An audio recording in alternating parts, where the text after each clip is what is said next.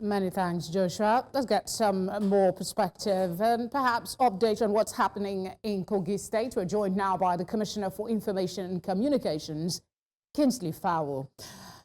Honorable Commissioner, thank you for joining us. Your response to my colleague, high-powered flood response team, yet those visuals don't, corroborate what the government is doing. Is that maybe an area that has escaped you? What is the update with what the government is doing to help the situation?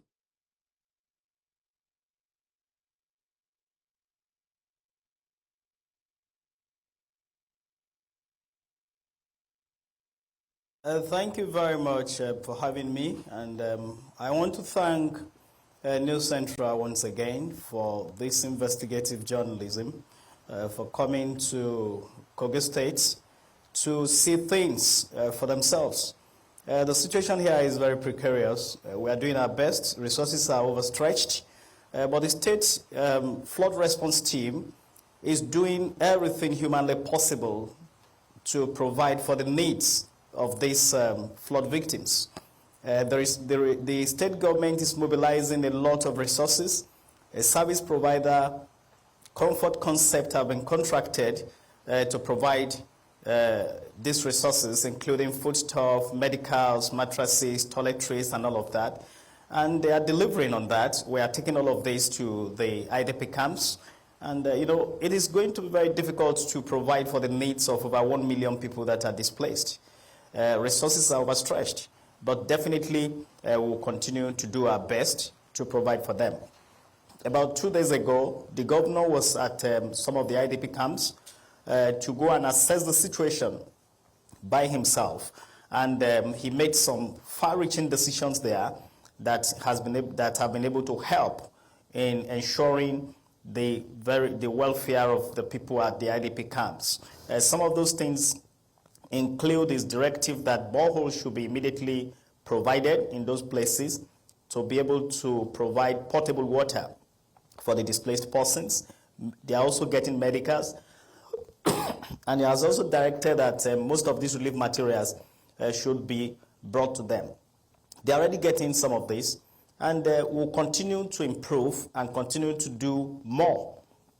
But I must confess that the resources of the state have been overstretched. All right, let's stay with that, resources being overstretched. How has the government reached out, or who rather has the government reached out to for assistance? Have you reached out to the federal government, non-governmental organizations around? What is the government doing beyond their immediate capacity to help the situation? Because it's not looking good at all.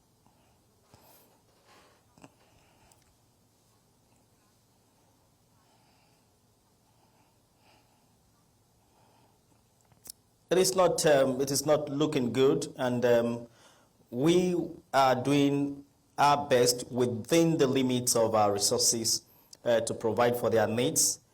We have also called on the federal government on several occasions, federal agencies that have to do with providing these humanitarian services. We have also reached out to a number of NGOs, and we have also called on well-meaning Nigerians to come to the aid of the states. When there are humanitarian crises, sometimes maybe the society does not even need to wait for this call before they step in to ensure that the right things are done. We have seen it in many places across the state, and we have a lot of businesses in Kogi State that are making billions of naira. This is the time to identify with the good people of the states.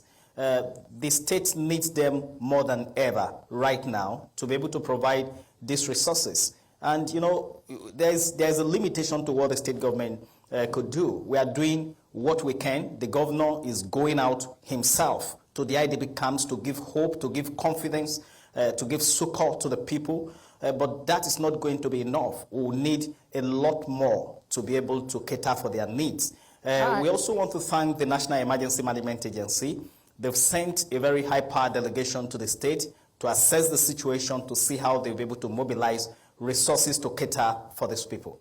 All right. Last year, we had a similar situation. Kogi State was flooded. The year before, we had the same situation. This seems to be, on a loop when it comes to the people becoming IDPs in their own state. What is the long-term plan from the government, maybe even a proposal, to address the flooding situation that is looking like it's perennial?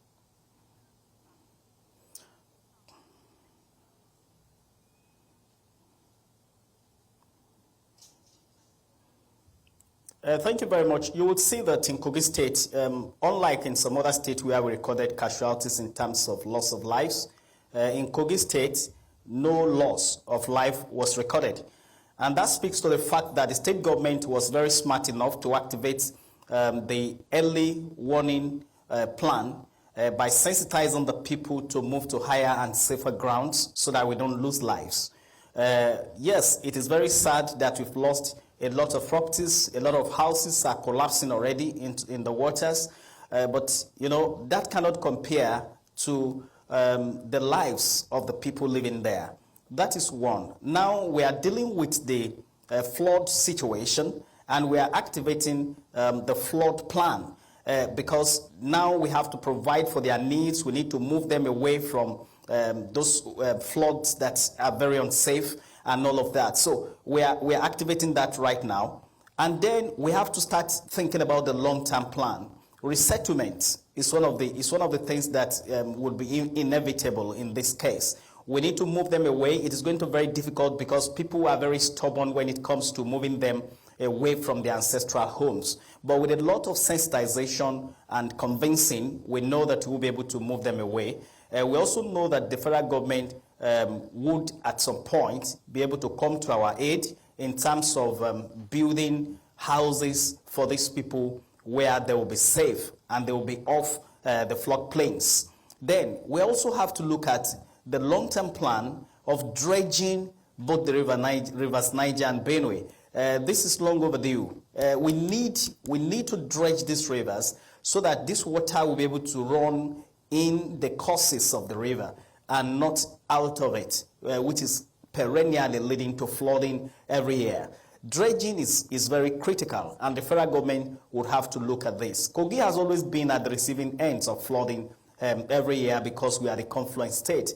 And every year, we expend billions of naira trying to manage the flooding situation. These resources would have been used for some other things, but you know, government is responsible and responsive. I would not want to watch our people suffer in this flooding situation. So we want the federal government to look at the long-term plans. As a state government, we are also looking at long-term plans, especially ensuring that people keep to town planning. Town planning in the state. Some houses are on river courses, which are not supposed to be so. When you block where the river is supposed to pass, definitely it will overflow and cause flooding. So okay, I think you've been able to make your point, Commissioner. Town planning is gotten right.